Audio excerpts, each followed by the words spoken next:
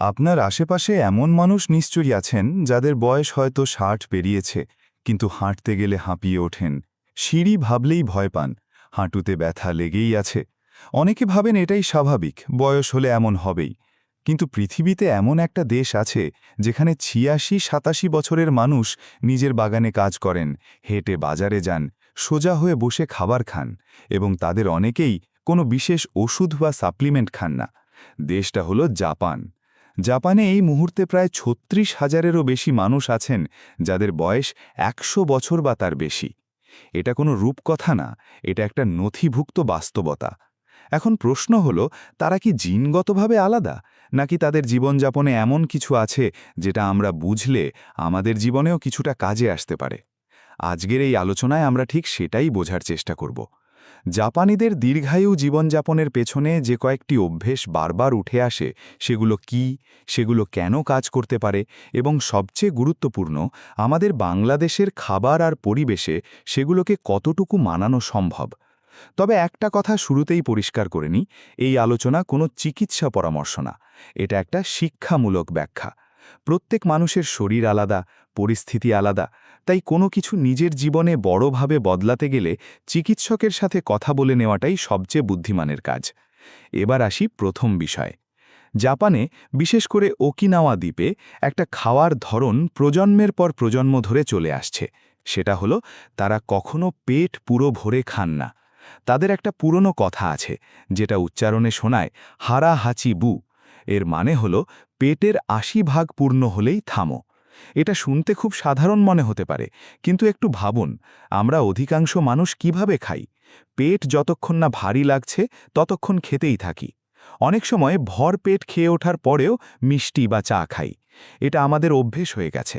কিন্তু শরীরের ভেতরে যখন প্রতিবার অতিরিক্ত খাবার যায়, তখন হজমতন্ত্রের ওপর একটা বাড়তি চাপ তৈরি হয়।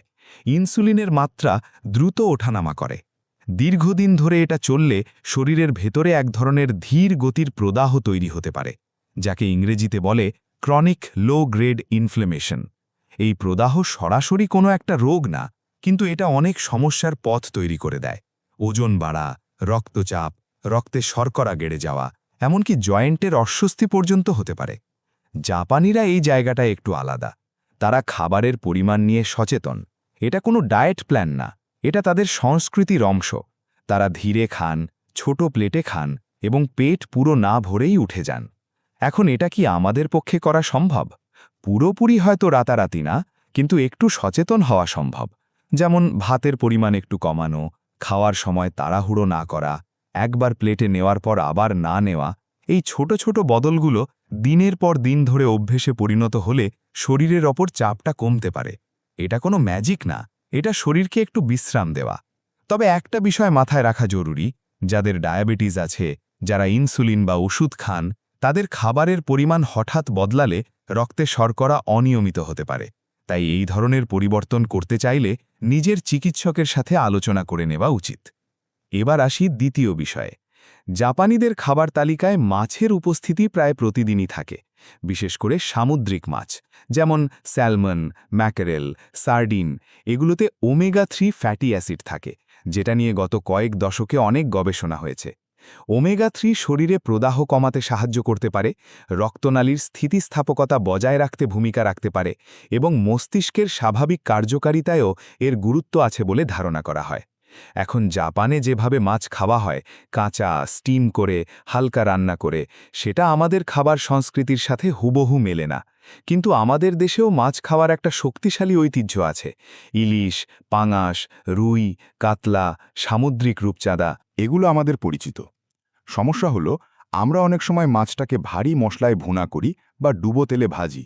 এতে মাছের পুষ্টিগুণ একটা অংশ ঠিক থাকলেও সাথে অতিরিক্ত তেল আর মশলার চাপ যোগ হয়। জাপানিদের কাছ থেকে যদি একটা জিনিস নেওয়া যায়, সেটা হলো রান্নার পদ্ধতি সহজ রাখা। মাছটাকে হালকা ঝোলে, স্টিম হরে বা অল্প তেলে রান্না করলে পুষ্টিটা বেশি অক্ষত থাকতে পারে। তবে এখানে একটু সতর্ক থাকা দরকার। যাদের কিডনির সমস্যা আছে, যাদের ইউরিক অ্যাসিড বেশি, তাদের কিছু মাছ, বিশেষ করে যেগুলোতে পিউরিন বেশি, সেগুলো বেশি খেলে সমস্যা বাড়তে পারে। তাই সবার জন্য একই নিয়ম প্রযোজ্য না। নিজের শারীরিক অবস্থা বুঝে সিদ্ধান্ত নেওয়া জরুরি। তৃতীয় যে বিষয়টা জাপানি খাবার সংস্কৃতিতে খুব গুরুত্বপূর্ণ সেটা হলো ফার্মেন্টেড বা গাজানো খাবারের উপস্থিতি। তাদের প্রায় প্রতিদিনের খাবারে মিসো স্যুপ থাকে, যেটা সোয়াবিন থেকে তৈরি একটা গাজানো পেস্ট দিয়ে বানানো হয়। এছাড়া নাত্তো, পিকলস এগুলোও তাদের নিয়মিত খাবার। গাজানো খাবারে প্রাকৃতিকভাবে কিছু উপকারী ব্যাকটেরিয়া থাকে, যেগুলো অন্ত্রের ভেতরে ভালো ব্যাকটেরিয়ার ভারসাম্য রক্ষায় সাহায্য করতে পারে। এখন অন্ত্রের স্বাস্থ্য কেন গুরুত্বপূর্ণ, এটা গত কয়েক বছরে গবেষণায় অনেকটাই স্পষ্ট হয়ে আসছে। অন্ত্রে যদি ক্ষতিকর ব্যাকটেরিয়ার সংখ্যা বেড়ে যায় আর উপকারী ব্যাকটেরিয়া কমে যায়, তাহলে হজমের সমস্যা তো হতেই পারে, সাথে শরীরের রোগ প্রতিরোধ ক্ষমতাও দুর্বল হতে পারে। এমনকি শরীরের বিভিন্ন জায়গায় প্রদাহ বাড়তে পারে বলে ধারণা করা হয়। আমাদের দেশে মিসো স্যুপ পাওয়া কঠিন হলেও গাজানো খাবার কিন্তু আমাদের অপরিচিত না। টক দই, যেটা ঘরে পাতা, সেটা একটা চমৎকার ফার্মেন্টেড খাবার। শীধল, পান্তা ভাতের কিছু ধরন, এগুলোতেও গাজন প্রক্রিয়া থাকে। তবে বাজারের চিনি মেশানো মিষ্টি দই আর ঘরে পাতা টক দই এক জিনিস না। ঘরে পাতা টক দইয়ে যে ল্যাক্টোব্যাসিলাস জাতীয় ব্যাকটেরিয়া থাকে, সেটা অন্ত্রের জন্য সহায়ক হতে পারে। আবার যাদের দুধ জাতীয় খাবারে সমস্যা হয়, পেট ফাঁপা লাগে, গ্যাস হয়, তাদের জোর করে দই খাবার দরকার নেই।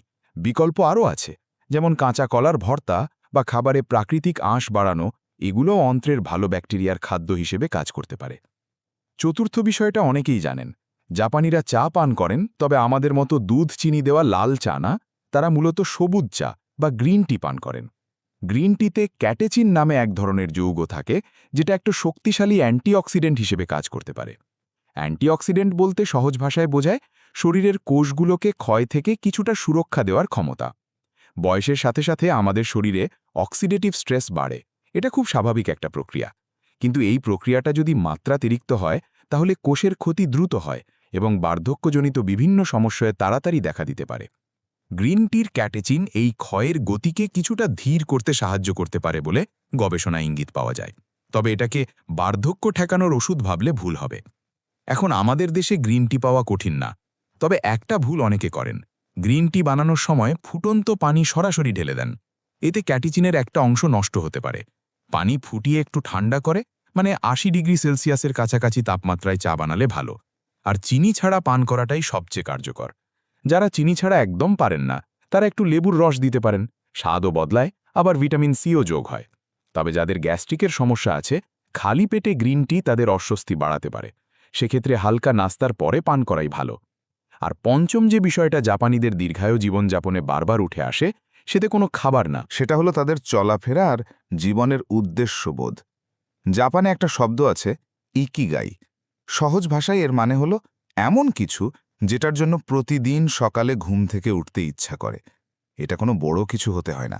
বাগান করা, নাতি নাতনিদের সাথে সময় কাটানো, হেঁটে বাজারে যাওয়া, প্রতিবেশীর সাথে কথা বলা, এগুলোই হতে পারে। জাপানের, বিশেষত ওকিনাওয়ার বয়স্ক মানুষেরা প্রতিদিন শারীরিকভাবে সক্রিয় থাকেন। জিমে যান না, ভারী ব্যায়াম করেন না, কিন্তু সারাদিন ছোট ছোট কাজে শরীরটা নড়ছে। হাঁটছেন, বাগান করছেন, মেঝেতে বসছেন, আবার উঠছেন। এই ধরনের নিয়মিত শারীরিক সচলতা শরীরের পেশি, হাড় আর জয়েন্টকে সক্রিয় রাখে। বয়সের সাথে সাথে আমাদের পেশি ক্ষয় হয়, এটাকে সার্কোপেনিয়া বলে। এই ক্ষয়ের গতি কমানোর সবচেয়ে কার্যকর উপায়গুলোর একটা হলো নিয়মিত শারীরিক সচলতা। আর মানসিক দিকটাও গুরুত্বপূর্ণ। যখন একজন মানুষ মনে করেন তার প্রতিদিনের একটা উদ্দেশ্য আছে, তখন তিনি মানসিকভাবে বেশি সজীব থাকেন, বিষণ্ণতার ঝুঁকি কিছুটা কমতে পারে এবং সামগ্রিকভাবে জীবনমান উন্নত থাকতে পারে। আমাদের দেশে এটা কিভাবে প্রযোজ্য হতে পারে? অনেক সহজে।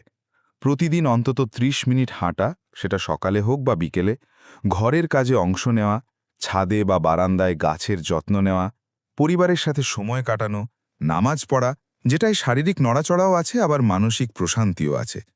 মূল কথা হলো, বয়স বাড়লেই শুয়ে বসে থাকতে হবে এই ধারণাটা ভুল। বরং যতটুকু পারা যায় সক্রিয় থাকাটাই শরীর আর মনের জন্য ভালো। এখন এই পুরো আলোচনায় একটা বিষয় লক্ষ্য করুন, জাপানিদের দীর্ঘায়ুর পেছনে কোনো একটা ম্যাজিক ফর্মুলা নেই। একটা মাছ খেলেই সব ঠিক হয়ে যাবে এমন না, বা শুধু গ্রিন টি খেলেই বুড়ো হবেন না এমনও না।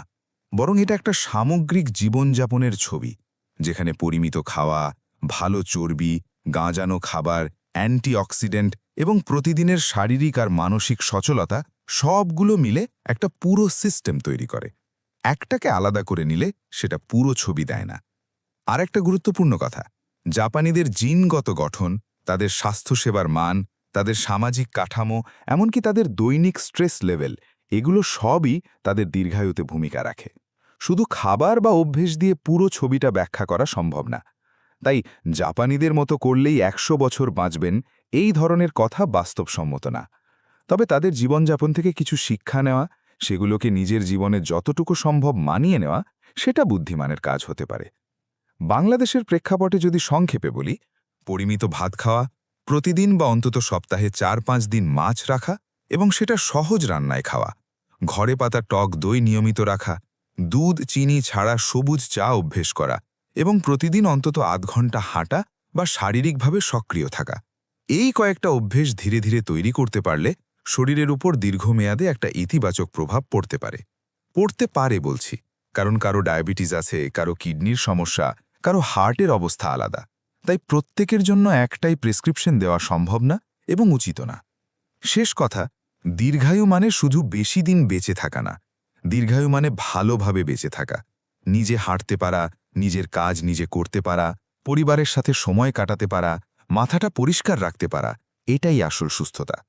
বয়স একটা সংখ্যা, কিন্তু কিভাবে বাঁচছেন সেটা আপনার অভ্যেসের উপর অনেকটাই নির্ভর করে।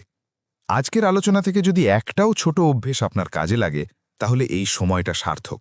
আর যদি মনে হয় এই ধরনের সৎ, বাস্তবসম্মত স্বাস্থ্য আলোচনা আপনার ভালো লাগে, তাহলে চ্যানেলটার সাথে থাকুন। আমরা চেষ্টা করি বাড়িয়ে না বলতে, ভয় না দেখাতে, আর যতটুকু জানা আছে ঠিক ততটুকুই শেয়ার করতে।